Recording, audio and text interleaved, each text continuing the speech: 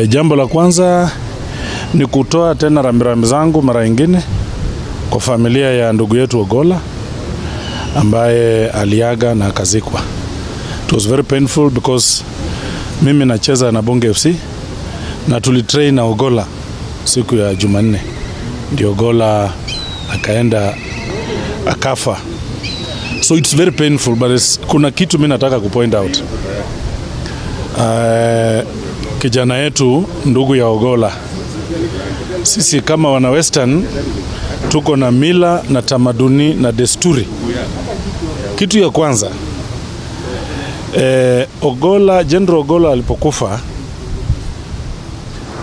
bibi ya Ogolla ni property ya jamii ya Ogolla ikiongozwa na his uncles, ndugu zake. So it is wrong kusema kijana kusema ati mimi naenda kutekea mama yangu. Why not take care mama yako? Unajua need zake. This was very very very unfortunate. Very unfortunate. 2, mzee akikufa kama Ogolla, mtoto wake hafai kumshika baba yake akiwa uchi. Nilipoona kijana ameenda kwa kaburi kureceive baba yake, na mnajua hakuwa kwa jeneza alikuwa uchi. Hiyo lazima watu watafute wazee wafanye tambiko. Hiyo maneno haikwenda mzuri. Alafu kijana anaambia watu ati msiongee. Sisi tunasema ina funeral tunalia vile tunataka.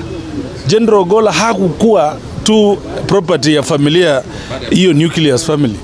Alikuwa property ya Jamhuri ya Kenya.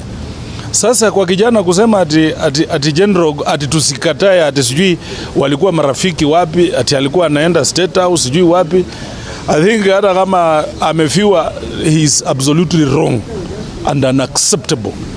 Kenyans wanted truth about the death of General Ogolla, and we want nothing but the truth.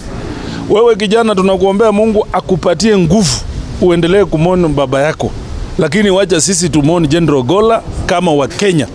Wachana kutuletea, you can't gag us. Wacha kutuambia Ogolla alikuwa general wa majeshi ya Kenya, hakuwa general wa familia.